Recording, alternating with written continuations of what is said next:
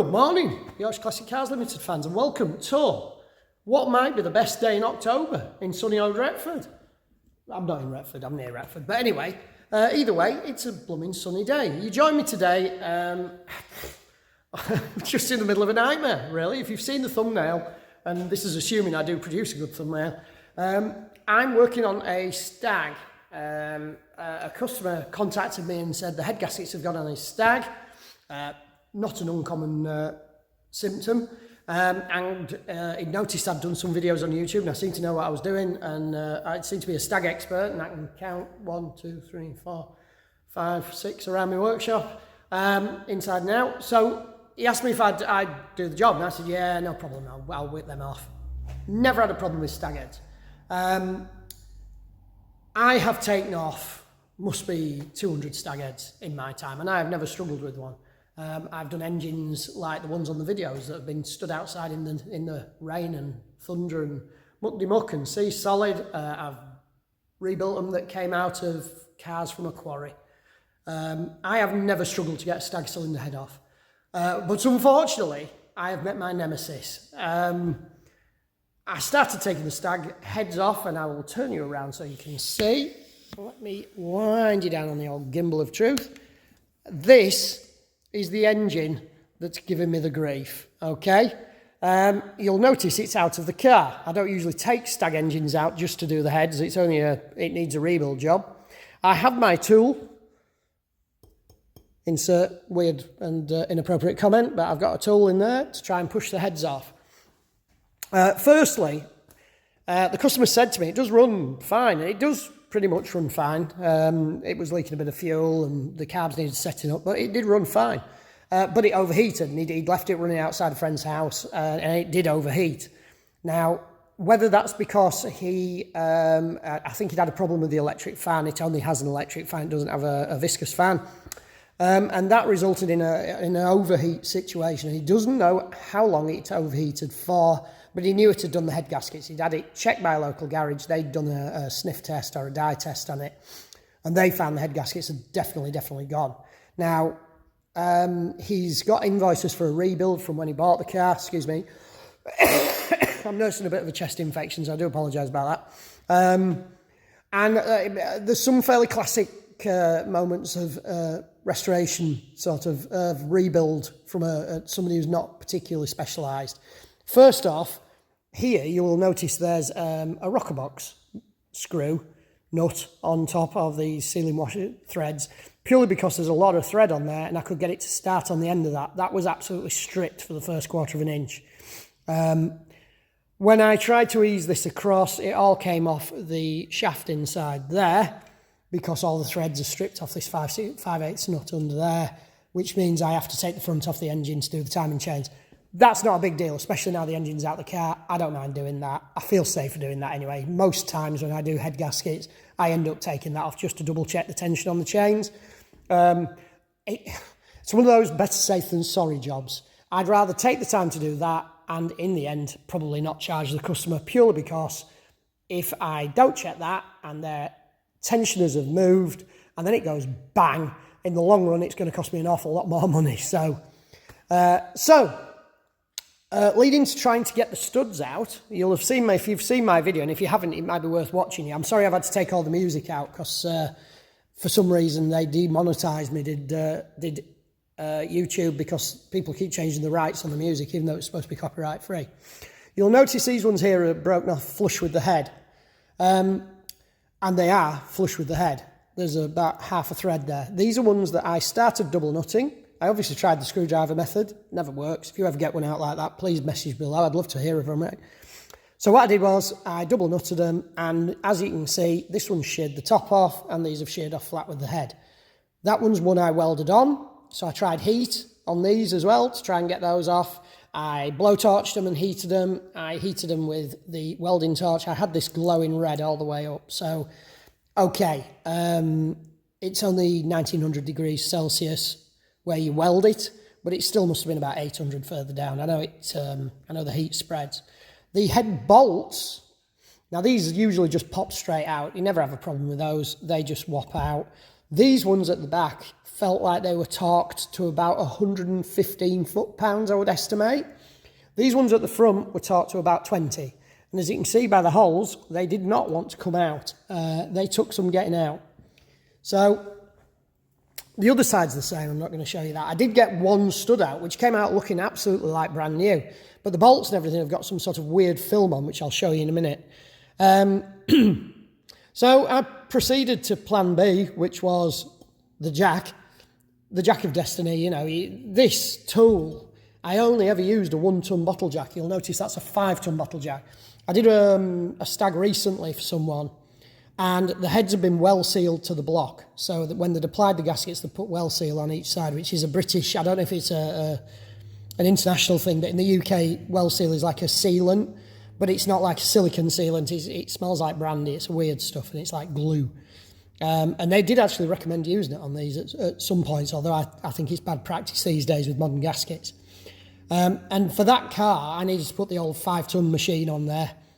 The 1-ton wouldn't touch them. The 5-ton, I left it overnight, came in the next morning, pop, they'd gone. This one has been in there now. I mean, it's loose now. I've taken it out again. But I left that in for 7 days, and it hasn't moved on either head. And all it did was pop a thread out of here.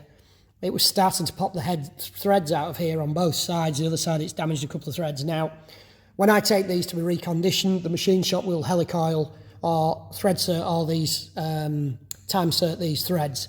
So I have no worries about that. It hasn't damaged the head per se, it's only damaged the threads, but you've got to know when to stop. So yeah, that's a bit of an issue for me. So what I'm going to do is, I'm going to add to this video, I'm sorry it's going to be a really long video, it's going to be a lot of waffle. What I'm going to do is, the plan is to take off the slotted end here, machine, I've ordered some billet steel, billet of steel bar, counterbar it so I can thread it onto there so it's perfectly square to that stud. I may have to just run a die around these just to make sure they're clean. Clamp it down flat to this cylinder head. This is a machine surface here, so it'll fit into that. And once it's clamped down absolutely solid, it should all be nice and square to this thread. Counterbar down the middle, using that as a guide. So that basically is just to make sure I drill straight down the middle so I don't go off and drill into the head or the block. And then that should weaken the stud enough to either break it off at the bottom, or I can then follow that down with an 11mm bit, which will take all that out. Now, that hole then will become the guide for the 11mm bit. And what I want to do is leave about half an inch, 13mm of stud at the bottom. I want it to drill it right off, so there's basically no perches into the head anymore, but there's enough stud left in the on the surface, above the surface of the block, so that I can then get those out with my stud extractor, Stilsons, whatever I choose to use on that at the time. Excuse me. So if I walk you over here, these are the head bolts I've removed, and I've cleaned a lot of them up actually, but you should be able to see what I think is causing the problem here. I don't know if that's visible there, but if you can see here at the top, there's some sort of sealer. It smells carbony, like it's had oil around it, but it has really, really, really stuck. And I don't know what it is. You can't damage it with heat. I have no idea what they've used in there. You can scrape it out now, but it's still strong, and it's making a really good, if you look there on my finger, that's what it is. Now, I've tried melting that with a blowtorch, because if you've ever used Loctite, if you heat it, it will usually melt. See that one I've cleaned, that one's been sat in cleaning fluid, and it's still in there. I've obviously tried penetrating oil plus gas. I even risked something that I wouldn't normally risk doing, and tried to just sort of slightly drill down the edge of the bolt holes, stud holes, so I could squirt some plus gas down there. I've put diesel down there. I have tried everything, and I can assure you if it was going to come out, they'd be out by now. As I say, I've never struggled, ever. So once I've got them to move, I did actually think I'd got this one to move for a while. I managed to get a feeler gauge in the back here. There is a slight gap there, but it's just where the gasket's collapsed, which is probably where the head gasket's blown. But yeah, so hopefully I can get sort of at least 3 out of each head, which should weaken it enough so I can then push it off either the other 2. I don't know whether to... Well, the other idea is I'm going to face the tool off at both ends so I can clamp it down. And then I can clamp it over this portion of thread that's left, nice and square, and then drill down these as well, should I need to. I'm going to throw it out there and guess that I probably do need to take them all out, which unfortunately is a time-consuming and horrific job. But I've got to be very careful with it, and I'll show you that when I start on it. Okay, so I'm going to make a tool. I'll be doing that at home. I have a lathe and a milling machine at home. I don't bring them to work because they're massive. Also, I have no physical way of getting them to work. And also, it means that if I've got to do little jobs like that, although they are obviously chargeable, but I do them in my own time, which means I can extend my day a little bit. So I can have my tea, have a cup of tea, and then, or I can do it in the morning, whichever. Okay, so I'll produce a tool, and then the next step is to attempt to use it on this. Thank you. Oh yeah, so you join me back in my own garage, which you can probably see behind me is a bit of a mess, but unfortunately that's where my lathe is. It's too big really to move to work, and plus it'll take up too much space at work, and quite honestly it's here and it's comfy and it's out of the way, so I use it at home. I have a milling machine as well, and this is where I'm going to make my tool, which hopefully is going to fix the stag head problem. What I've bought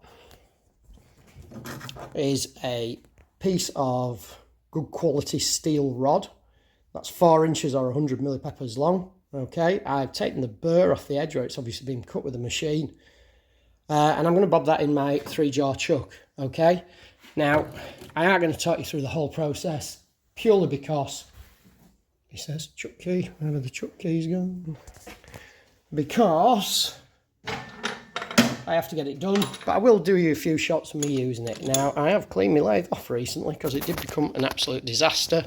It's a little Colchester student, and it's a beautiful little lathe. Now, I forgot my gimbal.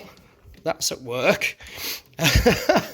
Because I'm an idiot and I'm full of cold, and I'm just an idiot, really. However, that said, I will chuck up and just sort of talk you through what I'm going to do. And you can see what I'm going to do there. Now, before anybody says I shouldn't be using a lathe near fluorescent lighting, I understand that.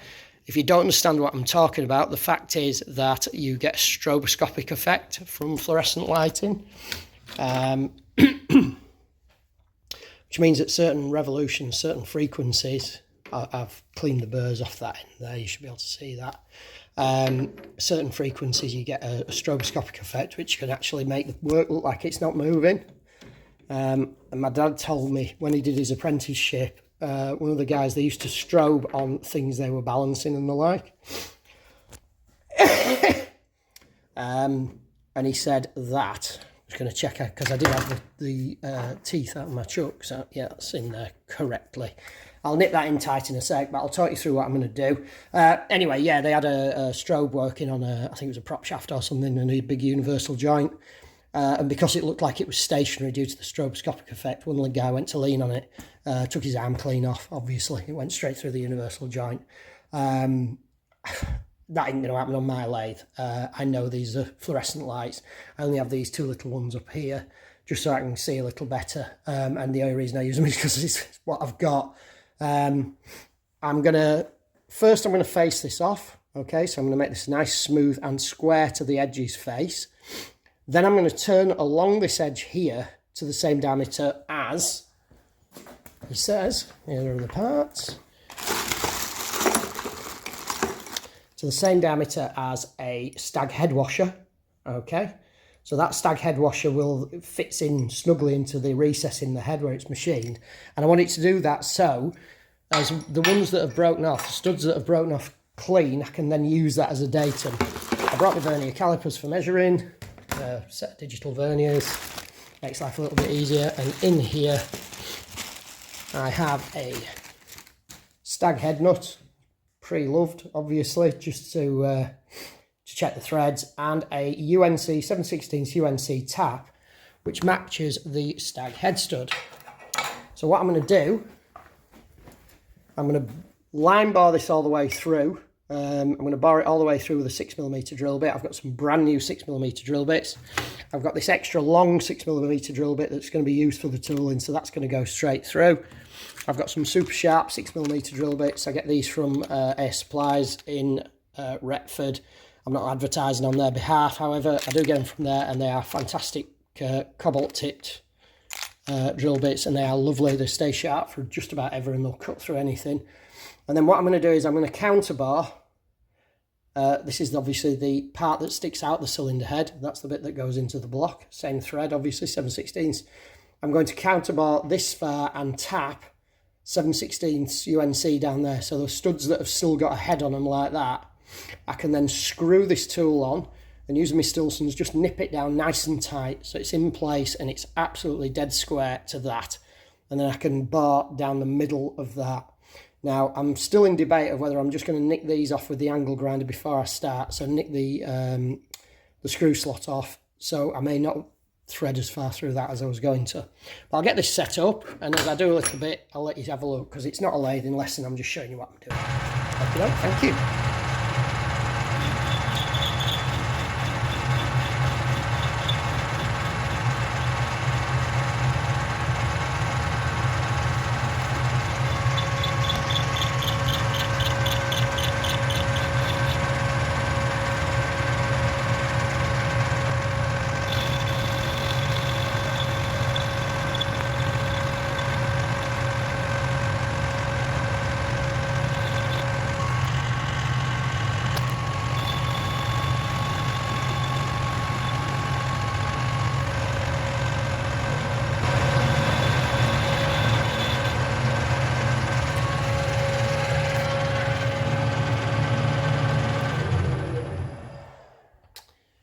So, what you saw me do there was just face off the end of that steel there. What I do is, once I'm pretty sure it's faced off, I go another 1/4 hour and just take the clean it off just to make sure it's absolutely flat.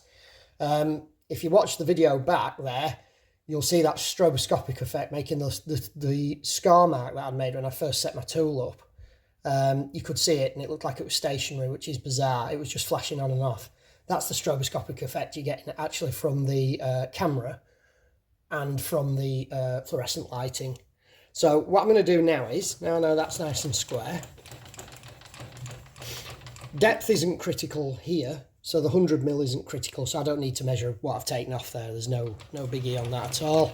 So what I do is I wind my lathe tool out, and then I'm going to set the chuck up. Obviously I've got a live centre in there at the moment. Well, I'll take this centre out, I'll put my chuck up, I will centre bar that.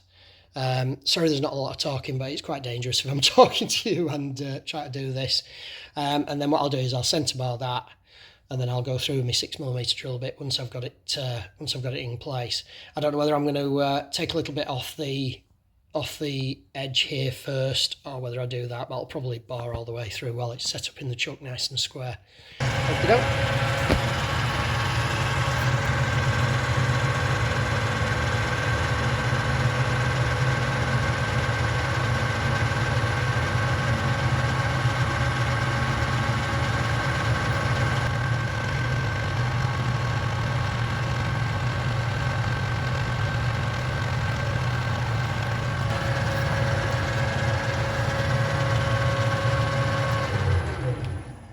So that's the centre bar done, or it's basically just a pilot hole. I'm going through that 6mm initially. That's going to provide my datum hole through there. I will have to clean this off again with the lathe. I'll face it off again afterwards probably. May just get away with deburring it around the edges, but who knows. So I'll change the drill bit.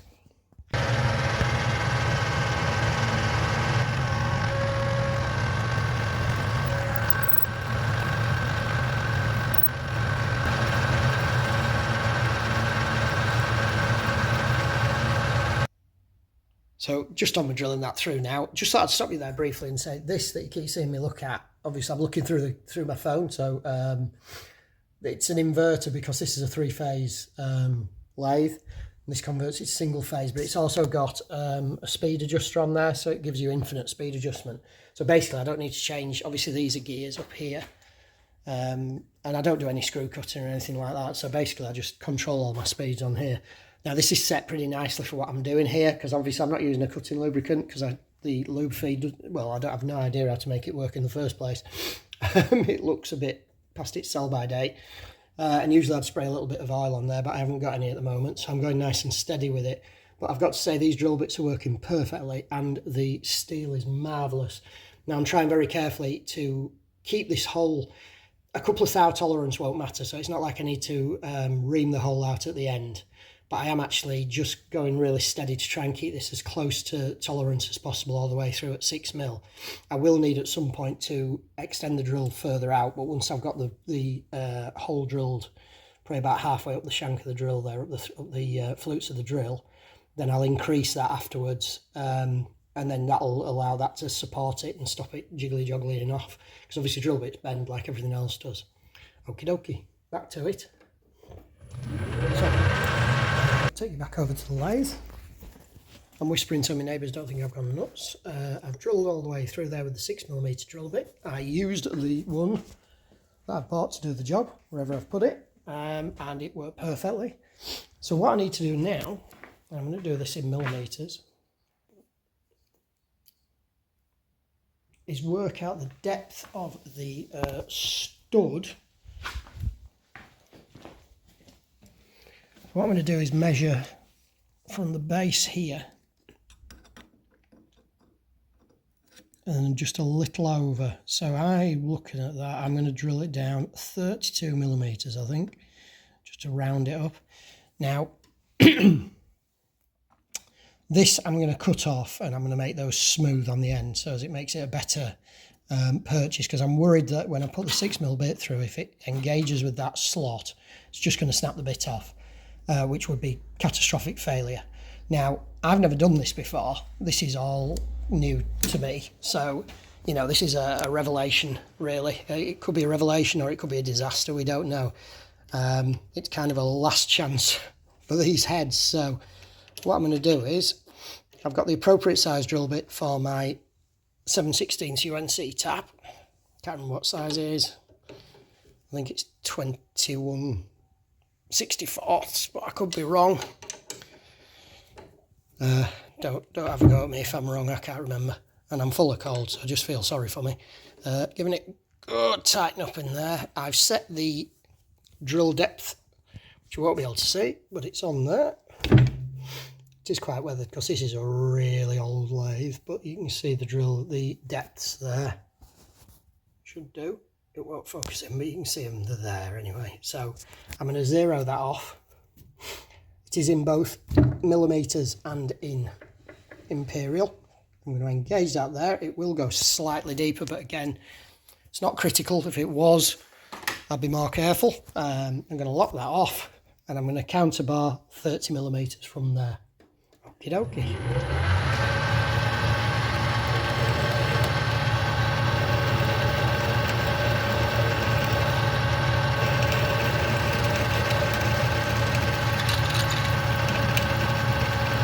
Again, I'm going nice and steady just because I don't have any lubricant, and to be honest, there's no point in rushing it. If I break a drill bit off in there, it's just a world of pain.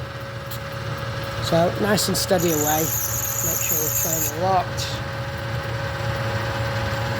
You do need to allow a little clearance at the end of the bore hole for the end of the tap, and the reason for that is because the end of the tap has a tapered flute on it. I don't know if you can hear any of this, so I'll probably say it afterwards again. So, a couple of faux pas there. One, if you lock the tool post, the end stock, sorry, of your lathe, it makes it a lot harder to drill. And I'm thinking, gosh, that drill isn't very sharp. It's not cutting in. Somebody clearly sharpened it recently, me probably, but it was absolutely fine. So what I'm going to do now, just to allow for the, I was actually saying there, and you probably couldn't hear me because I haven't got my microphone on, I'm just talking into the phone. If you just look at the end of the tap there, you can see where the flutes are. Just, this is I think it's a second, or it might be an end tap, I'm not sure. It's not a plug tap, but plug taps are flat there. Second taps have that slight lead in there where it's ground off, and that I will need to allow to clearance that slightly. So I've gone an extra 2mm deep. I appreciate 2mm probably isn't even the first flute, but I did estimate the depth I was going to drill to. So what I'm going to do is I'm going to put a slightly larger drill bit in and just radius this slightly and take that burr off, and that should give this a good purchase into that then and not cause me any problems. I'm going to hand tap it. I'm not going to do it with the lathe running probably. I may go down to a very low speed and try it. I was a little bit scared of that because, as I said while I was videoing there, and you probably couldn't hear me, if you break a drill bit or a lathe tool or a tap or anything like that into what you're doing, you're in a world of pain. The job's finished and I'd have to wait for some more bar stock to come, and that just increases the time. So you're better taking your time, take an extra hour here rather than have to wait 3 weeks for another piece to come from eBay. So right, I'll pause that up and counterbar it. So what I'm doing now, I've obviously got the lathe still turned on, and I know this is a bit risky. The chuck isn't moving. I'm just using this by hand, keeping an eye on the lathe tool. Now what I've found is, if you go too far, obviously you can snap this, but I'm feeling it with my hand nice and gently, and you'll see it generally, it will start to slip in the drill chuck rather than in the twisting the, well, as you can see there, it's taking it with it, but it's also twisting the flutes on the tap ever so slightly. So I know at that point I need to back off and take the chip off. Go a little further back, go a little further. Yeah, you'll notice there's a little lube on there. Don't judge me. The only thing I could find in the house was olive oil. Whether that'll stop this piece of material getting cholesterol, I don't know. I haven't got any cutting lubricant either. It's another one of those things, for some godforsaken reason, I forget to buy. And I know you need the proper stuff, apart from aluminium, which you use paraffin for. However, I don't have any, and I figured anything's better than nothing, so it seems to be working so far. I've dropped my chuck key, the proper part of my chuck key, down the back of the lathe, because I'm an idiot. And I'm just going nice and steady. Now I did set that to 0 initially, but it won't work that way. So what I'm doing is I'm just starting the tap off this way. You've got to remember how much leverage you've got on this and go just ever so. I'm feeling it really. I'm feeling it with my hands, and all this is working as is a guide. This is, I'm hand tapping it in effect without using a hand tapping tool. Without using a tap wrench, and that's all I'm doing. So I'll come back to when I've done that, because this is going to take forever. You should be able to see the thread starting to form there. Okay, ironically I've pulled that back out just so I can mark on the actual, on the tap thread how deep I am, and bizarrely we were about halfway in anyway, so yeah, it's weird how quickly it goes in there, especially with the UNC thread. It's a very coarse thread. That's why it's taking a little less. If it was a finer thread, you could probably turn it further before having to turn it back. Anywho, I'll continue with that till it's done. So I'm running out of phone charge rapidly here, but hopefully, if I zoom down there, you can see it's cut an absolutely beautiful thread in there, okay? And I've just gone around and deburred it with a oversized drill bit, about a 3/4 inch, I think it is. Doesn't really matter. And that works. If I can find the stud, my phone is very rapidly running out of charge. But that should now, both ends are the same thread, so I'll just wind this end in. That should just wind in nice and beautifully like that. Okay, so that is absolutely peachy as a thread goes. Really pleased with that actually. Maybe the future of cutting is olive oil, who knows? Not only is it good for your arteries, it's good for machine work. So what I'm going to do now, and I'm not going to film that, but I'll show you when it's done, is I'm going to pull this out just a bit. I'm going to put a live, oh gosh, I've forgotten the name of it, you know, a live support in there. And I'm just going to take enough off there to make it the same size as a Stag washer, just slightly oversized. If I need to bring it home tonight and take a little more off, I'd rather do that, as I'd like it to be a snug fit for those studs that don't have any stud left sticking above the head. Once you've overdone it, of course, it's very difficult to do that. And then I'll just face off the other end. The other end doesn't need to be faced off, but if I do end up clamping it down, I'd like that to be parallel, and then it gives you a better clamping surface. So I'll do those little tasks, and then I'll show you what it looks like. Thank you. And there's the finished item. Hopefully you can see that. 4" of nice bright steel bar. Turned down so it should recess into the head perfectly here. I've gone 28.5 millimeters there, and I'm fairly sure the opening was 29.2, but I can't remember exactly. So I've erred to the side of caution. It should work. It should fit nice and tight, but we'll see. I've taken a little bit extra off just to allow for mistolerances in the machining and fungusing and blah, blah, blah. The thread inside is UNC, and it's lovely. It's cut really nicely. It will need a bit of a clean and a blowout. Don't like blowing stuff like this out because it tends to fly back in your face, but there you go. And I will just clean this radius. I'll radius that a little with a file at work. This end is obviously counterbore the same. The 6mm hole goes all the way through. You won't be able to see. I'm sure if I hold you up to the light, you will. Maybe, maybe not. Either way, trust me, it's all the way through there. I'll face that end off as well, just roughly, just to try and keep this side parallel to this side. Okay, so if I have to clamp it down. Now the drill bit will only come through, 3 or 4 inches on the other side of that. So I may end up having to cut some of that off or facing it down with the lathe. I overdid it because I felt it was safer. Okay, so my phone is about to shut down. So I'll call it a day there, and to be continued when I get back to the lab.